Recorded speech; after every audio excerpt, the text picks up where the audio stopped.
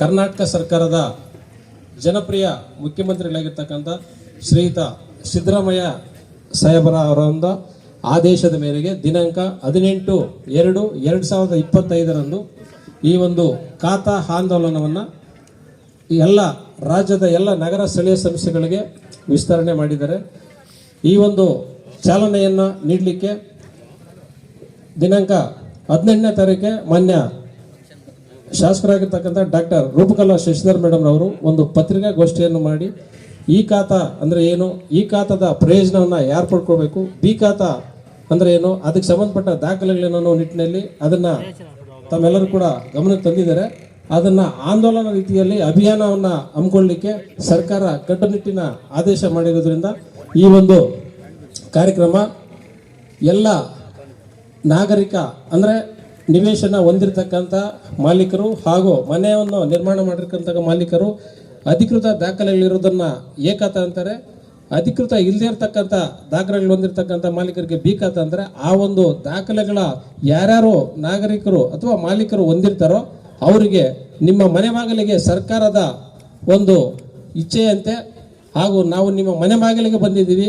ಈ ಒಂದು ಕಾರ್ಯಕ್ರಮದ ಪ್ರಯೋಜನವನ್ನು ಎಲ್ಲ ಸಾರ್ವಜನಿಕ ಬಂಧುಗಳು ಪಡೆದುಕೊಳ್ಬೇಕಂತೇಳಿ ಈ ಒಂದು ಕಾರ್ಯಕ್ರಮದ ಚಾಲನೆ ನೀಡಲಿಕ್ಕೆ ಕೆಜಿಎಫ್ ಕ್ಷೇತ್ರದ ಜನಪ್ರಿಯ ಶಾಸಕರಾಗಿರ್ತಕ್ಕಂಥ ಡಾಕ್ಟರ್ ರೂಪಕಲಾ ಶಶಿಧರ್ ಮೇಡಮ್ ರವರು ಆಗಮಿಸಿದ್ದಾರೆ. ಅವರಿಗೆ ತಮ್ಮೆಲ್ಲರ ಪರವಾಗಿ ಹಾಗೂ ನಗರಸಭೆಯ ಎಲ್ಲ ಅಧಿಕಾರಿ ವೃಂದದ ಪರವಾಗಿ ಸಾರ್ವಜನಿಕರ ಪರವಾಗಿ ಹೃತ್ಪೂರ್ವಕವಾದ ಸುಸ್ವಾಗತವನ್ನು ಬಯಸ್ತಾ ಇದ್ದೀವಿ. ಅದೇ ನಗರಸಭೆಯ ಅಧ್ಯಕ್ಷರಾಗಿರ್ತಕ್ಕಂಥ ಶ್ರೀಮತಿ ಆರ್ ಇಂದಿರಾ ಗಾಂಧಿ ಮೇಡಮ್ ಅವರು ಬಂದಿದ್ದಾರೆ. ಅವರು ಕೂಡ ನಾನು ಆತ್ಮೀಯವಾಗಿ ಸ್ವಾಗತ ಬಯಸ್ತಾ ಇದ್ದೀನಿ. ಅದೇ ರೀತಿ ನಗರಸಭೆಯ ಉಪಾಧ್ಯಕ್ಷರಾಗಿರ್ತಕ್ಕಂಥ ಜರ್ಮನ್ ಜೂಲಿಯಸ್ ಅವರು ಬಂದಿದ್ದಾರೆ. ಅವರು ಕೂಡ ನಾನು ಆತ್ಮೀಯವಾಗಿ ಸ್ವಾಗತ ಬಯಸ್ತಾ ಇದ್ದೀನಿ. ಅದೇ ರೀತಿ ಪೌರಾಯುಕ್ತರಾಗಿರ್ತಕ್ಕಂಥ ಶ್ರೀ KM ಪವನ್ ಕುಮಾರ್ ಸರ್ ಬಂದಿದ್ದಾರೆ. ಅವರು ಕೂಡ ನಾನು ಆತ್ಮೀಯವಾಗಿ ಸ್ವಾಗತ ಬಯಸ್ತಾ ಇದ್ದೀನಿ. ಅದೇ ರೀತಿ ಈ ಭಾಗದ ನಗರಸಭೆಯ ಗೌರವಾನ್ವಿತ ಸದಸ್ಯರಾಗಿರ್ತಕ್ಕಂಥ ಭಾಸ್ಕರ್ ಅವರು ಕೂಡ ಬಂದಿದ್ದಾರೆ. ಅವರು ಜಯಲಕ್ಷ್ಮಿ ಭಾಸ್ಕರ್ ಅವ್ರಿಗೂ ನಾನು ಆತ್ಮೀಯವಾಗಿ ಸ್ವಾಗತ ಬಯಸ್ತಾ ಇದ್ದೀನಿ. ಅದೇ ರೀತಿ ನಗರಸಭೆಯ AAA ಆಗಿರ್ತಕ್ಕಂಥ ಶ್ರೀ ಮಂಜುನಾಥ್ ರವರಿದ್ದಾರೆ. ಅವ್ರಿಗೂ ನಾನು ಆತ್ಮೀಯವಾಗಿ ಸ್ವಾಗತ ಬಯಸ್ತಾ ಇದ್ದೀನಿ.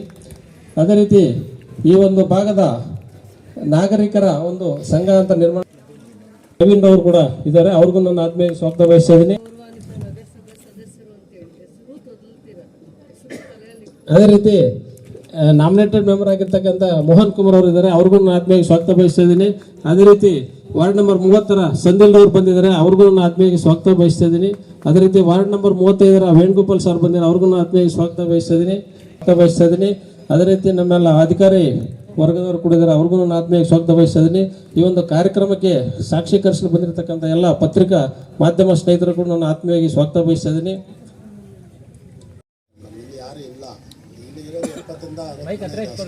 70 60 ಮನೆ ಇರೋದು ಮೇಡಮ್.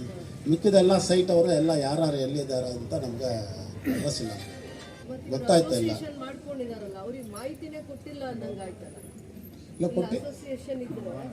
ಹೌದು, ಅರ್ಧ ದಿನ ಇದೇ ಜಾಗದಲ್ಲೇ ಇರ್ತಾರೆ, ಅರ್ಧ ದಿನ ಅವರು ಸಂಘದವರಾಗಿರ್ಬೋದು ಅಥವಾ ನೀವು ಅಲ್ಲಿ ಸ್ಥಳೀಯವಾಗಿರೋ ನಗರಸಭೆ ಸದಸ್ಯರಿರ್ಬೋದು ಅಥವಾ ನಮ್ಮ ನಗರಸಭೆ ಸಿಬ್ಬಂದಿಯಿಂದ ಅಟ್ಲೀಸ್ಟ್ ಮಾಹಿತಿ ಕಮ್ಯುನಿಕೇಶನ್ ಆಗಿರ್ಬೇಕಾಗಿತ್ತಲ್ಲ ಮೇಡಮ್. ನನಗೆ ಇಲ್ಲಿ ಆಲ್ಮೋಸ್ಟ್ ಯಾರು ಇದ್ದಾರೆ ಅಂತ ನಮಗೆ ಗೊತ್ತಿಲ್ಲ ಮೇಡಮ್. ಇಲ್ಲಿ ಎಲ್ಲ ಆಚೆ ಇರೋರು ಮೇಡಮ್. ನನ್ನ ವ್ಯಾಪ್ತಿಗೆ ಬರುತ್ತಾ ಇದು, ಬಟ್ ಯಾರು ಎಲ್ಲಿ ಇರ್ತಾರೆ ಅಂತ ನಮಗೆ ಗೊತ್ತಿಲ್ಲ ಮೇಡಮ್. ಅಡ್ರೆಸ್ ಇಲ್ಲ, ನಮಗೆ ಮಾಹಿತಿ ಇಲ್ಲ ಮೇಡಮ್. ಮಾಹಿತಿ ಯಾರು ಕೊಡ್ತಾರೆ? 488 ಕುಟುಂಬ ಇದೆ. ಇಲ್ಲ, ಅನೌನ್ಸ್ಮೆಂಟ್ ಮಾಡಿದ್ದಾರೆ ಮೇಡಮ್. ನೆನ್ನೆನೂ ಮಾಡಿದ್ದಾರೆ, ಮೊನ್ನೆನೂ ಮಾಡಿದ್ದಾರೆ. ನಾನು ಗೊತ್ತಿರೋರಿಗೆಲ್ಲ ಹೇಳಿದ್ದೀನಿ ಆಲ್ಮೋಸ್ಟ್, ಬಟ್ ಯಾರು ಬಂದಿಲ್ಲ ಇಲ್ಲ. ಆಲ್ಮೋಸ್ಟ್ ಎಲ್ಲ ಆಚೆ ಇದ್ದಾರೆ ಮೇಡಮ್, ಯಾರು ಇಲ್ಲಿ ಇಲ್ಲ. ಡ್ರೈನೇಜ್ ಇಲ್ಲಿ ಮಾಡಿ ಮೋರ್ ದೆನ್ ಈಗ ಒಂದು 8 years ಆಯಿತು. 8 years ಕಡೆಯಾಗಿರುವಂಥ ಪಾಡ. ನಾವೇನೋ ಯೋಚನೆ ಮಾಡಿ ಹಿಂಗೋ ಒಳ್ಳೇದಾಗಲಿ ಇವ್ರಿಗೆ, ಯಾವುದಾದ್ರೂ ದಾರಿಯಲ್ಲಿ ಇಲ್ಲಿರೋವಂಥವ್ರಿಗೆ ಯಾರೂ ಅನ್ಯಾಯ ಮಾಡದೇ ಇರಲಿ. 100 ರೂಪಾಯಲ್ಲಿ ಹೋಗೋದನ್ನು 1000 ರೂಪಾಯಿ ಅಂತಾರೆ, 600 ರೂಪಾಯಿ ಹೋಗೋದನ್ನು 5000 ಅಂತಾರೆ. ಬರೀ ಇದನ್ನು ಪ್ರಚಾರಕ್ಕೆ ಇಡ್ತಾರೆ. ಅಟ್ಲೀಸ್ಟ್ ಈ ಕೆಲಸ ಒಂದು ಪ್ರಾಮಾಣಿಕವಾಗಿ ಅವ್ರು ಎಷ್ಟು ವರ್ಷದಲ್ಲಿ ಏನು ಕಷ್ಟ ಬಿದ್ದು ಸೈಟ್ ತೊಗೊಂಡಿದ್ದಾರೋ, ಮನೆ ಕಟ್ಕೊಂಡಿದ್ದಾರೋ, ಆ ನೆಮ್ಮದಿ ಆದರೂ ಅವ್ರಿಗಿರಲಿ ಅಂತ ಅಂದ್ಬಿಟ್ಟು ನಾವು ಅವ್ರ ಮನೆ ಬಾಗಿಲಿಗೆ ಬಂದಿದ್ದೀವಿ.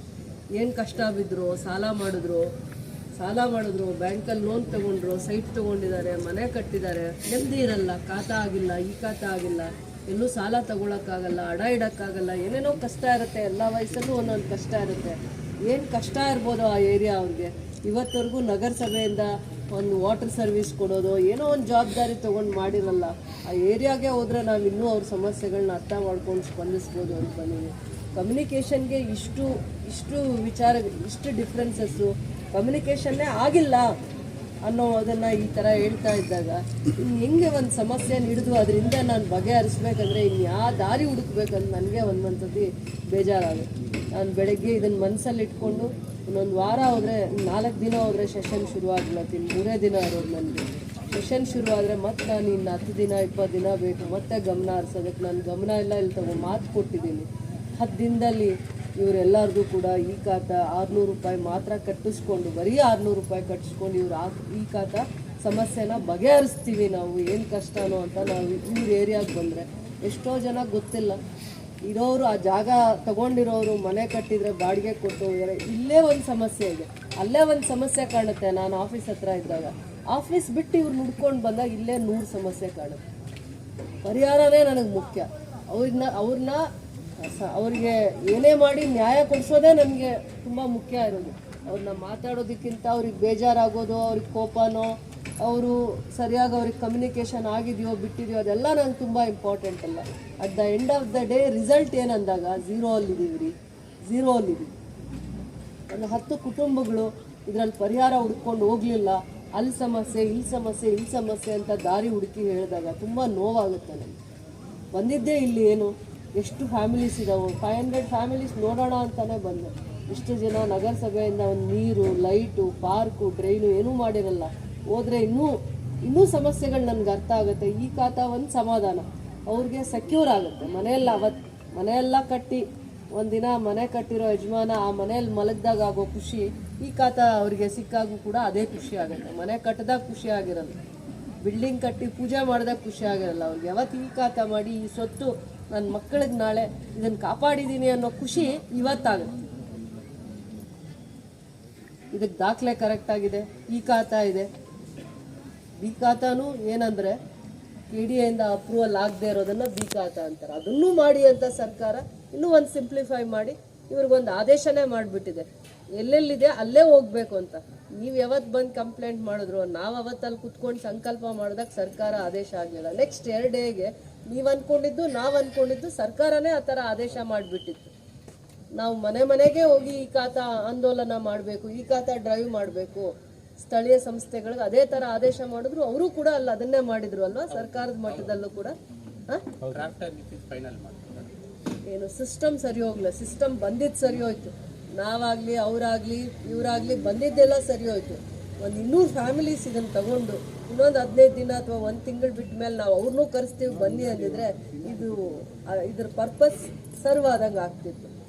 ನೀವು ಕಷ್ಟ ಬಿದ್ದು ಈ ಖಾತಾ ಬಗ್ಗೆ, ನಗರಸಭೆ ಬಗ್ಗೆ ಮಾತಾಡ್ತಾ ಇದ್ದೀವಿ, ಗೊತ್ತೇ ಇಲ್ಲ ಪಾಪ. ಅಮಾಯಕರು ಅಂತ ಹೇಳಿದ್ರು ತಪ್ಪಾಗಲ್ಲ ಇವರು. ಬಟ್ ಹಿಂದೆ ಏನೇ ಸಮಸ್ಯೆ ಇದ್ದರೂ ಡೆವಲಪ್ಮೆಂಟ್ ಅಥಾರಿಟಿಗೆ ಹೋಗ್ತಾ ಇದ್ರಲ್ಲ, ಅದರಿಂದ ಇವರಿಗೆ ಹೆಚ್ಚಿನ ಮಾಹಿತಿ ಬಂದಿಲ್ಲ. ಇಲ್ಲ ಅವ್ರ ಕಡೆಯಿಂದ ಪ್ರಚಾರ ಮಾಡಿಸ್ಬೇಕಾಗಿತ್ತಾ, ಅಥವಾ ಇವ್ರು ಇನ್ನು ಸ್ವಲ್ಪ ಎಫಿಷಿಯೆಂಟಾಗಿ ಯಾರು ಮನೆ ಬಾಡಿಗೆಗಿದ್ದಾರೋ ಇಲ್ವೋ ಒಂದು ಚಿಕ್ಕದು ನೋಟಿಸ್ ಅವ್ರ ಮನೆಗೆ ಅಂಟಿಸ್ಬಿಟ್ಟು ಇಂಥ ದಿನ ನಾವು ಈ ಖಾತಾ ಡ್ರೈವ್ ಮಾಡ್ತೀವಿ, ಒಂದು ಯಾರನ್ನಾದರೂ NGOನೋ ಯಾರನ್ನೋ ಒಬ್ಬರನ್ನ ಇಟ್ಕೊಂಡು ಏನೋ ಒಂದು ಮಾಡಬೇಕಾಗಿತ್ತು, ಅದರಲ್ಲಿ ಫೇಲ್ಯೂರ್ ಆಗಿದ್ದೀವಿ ಅಂತ ನಾನು ಹೇಳ್ತಾ ಇದ್ದೀನಿ. ಇವತ್ತು ನಾವು ಯಶಸ್ವಿ ಆಗಲಿಲ್ಲ ಅಂದರೆ ಮರಳಿ ಪ್ರಯತ್ನ ಮಾಡು, ಮರಳಿ ನಾವಿಲ್ಲಿ ಬರಬೇಕು. ಯಾವುದೇ ಮಾತಾಡೋದಕ್ಕೆ ನಾನು ರೆಡಿ ಇಲ್ಲ. ಇವತ್ತು ನಾನು ಇಷ್ಟೇ ಹೇಳ್ತಾ ಇದ್ದೀನಿ. ಇವತ್ತು ಈ ಖಾತಾ ಡ್ರೈವಲ್ಲಿ 50 ಫ್ಯಾಮಿಲೀಸ್ ಬಂದಿದ್ದಾರೆ, ನಂಗೆ ತೋರಿಸಿ. ಬಂದಲ್ಲ ಅಂದರೆ ನೆಕ್ಸ್ಟ್ ಡೇಟ್ ಕೊಡು, ಏನೂ ಮಾತಾಡೋದು ಬೇಡ. ಅವ್ರ ಹತ್ರ ಎಲ್ಲ ಅವರಿಗೆ ನಂಬರ್ಸ್ ಬರ್ತಾನೆ, ಒಂದು ನಂಬರ್ಸ್ ಕೊಟ್ಟು ಏನೇನು ದಾಖಲೆ ತೊಗೊಬೇಕು, ಒಂದು ಸ್ಲಿಪ್ ಹಾಕ್ಕೊಂಡಿರ್ಬೇಕು. ಒಂದು ಚಿಕ್ಕದ ಸ್ಲಿಪ್ಪಲ್ಲಿ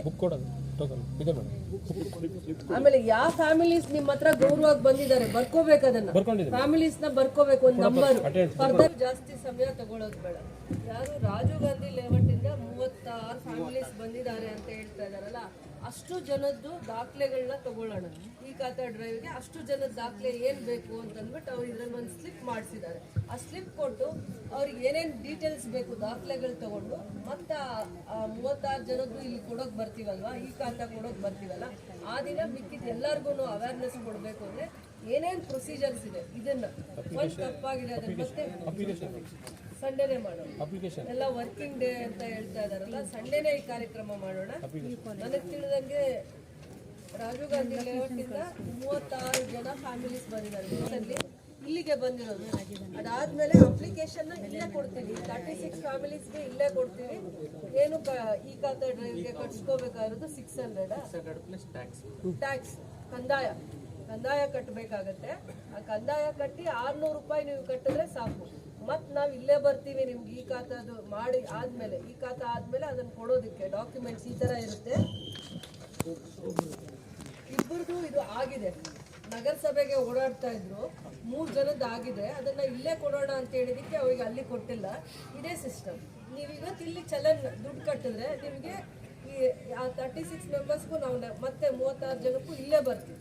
ಇಲ್ಲೇ ಬಂದು ಮಿಕ್ಕಿದ್ದ 488 ಜನ 488 ಬೆನಿಫಿಷರೀಸು ಇಲ್ಲಿರುವಂಥ ನಾಗರಿಕರು ಉಪಯೋಗ ತಗೋಬೇಕು ಅನ್ನುವಂಥ ಒಂದೇ ಒಂದು ದೂರದೃಷ್ಟಿಯಿಂದ ಇದನ್ನು ಇವತ್ತು ನಾವು ಈ ಖಾತಾ ಡ್ರೈವ್ ಆಂದೋಲನ ಅಂದರೆ ನಮಗೆ ನಾಚಿಕೆ ಆಗಬೇಕು, ನಮ್ಗೆ ಆಗ್ಬೇಕು ನಾಚಿಕೆ. ಯಾಕೆ ಅಂದರೆ ಇದನ್ನು ಉಪಯೋಗ ಮಾಡಿಕೊಳ್ಳಿಲ್ಲ. ವ್ಯವಸ್ಥಿತವಾಗಿ ನಾವು ಆಂದೋಲನ ಮಾಡಲಿಕ್ಕೆ ಬಂದಿದ್ದೀವಿ. ಈ ಖಾತಾ ಡ್ರೈವ್ ಮಾಡೋದಕ್ಕೆ ನಗರಸಭೆ ಅಧ್ಯಕ್ಷರು, ಕಮಿಷನರು, ಇಡೀ ಸಿಬ್ಬಂದಿ ನಿಮ್ಮ ಮುಂದೆ ಬಂದು ನಿಂತಿದ್ದೀವಿ.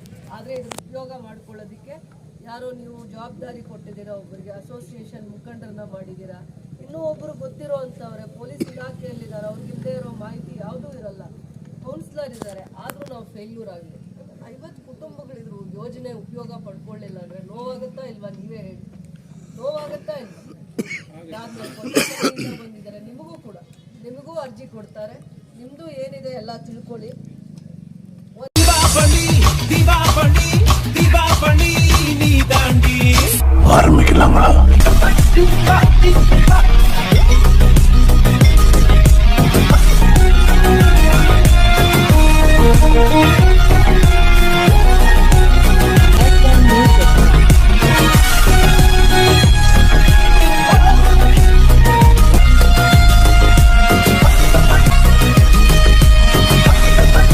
தரம் என்றும் நிரந்தரம், தரம் என்றும் நிரந்தரம், தரம் என்றும் நிரந்தரம்.